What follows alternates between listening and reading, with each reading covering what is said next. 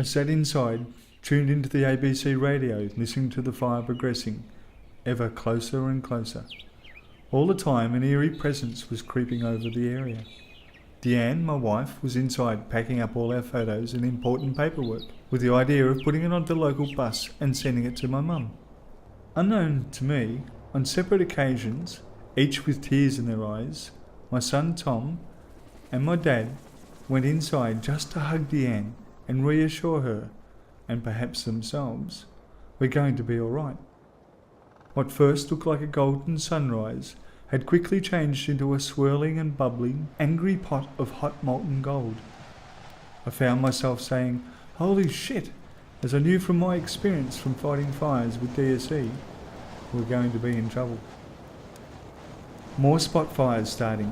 Now the whole northern ridge was on fire.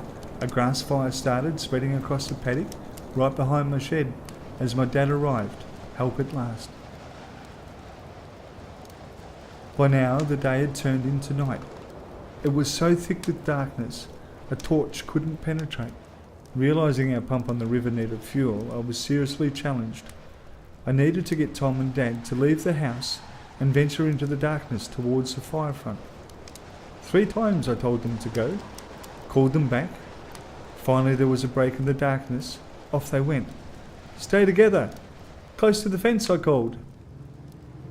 We always knew we would stay and defend our property. Never had we thought about me evacuating.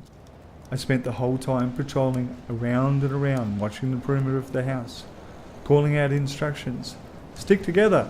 Don't get caught too far from the house. The house is what we stayed for, not everything else."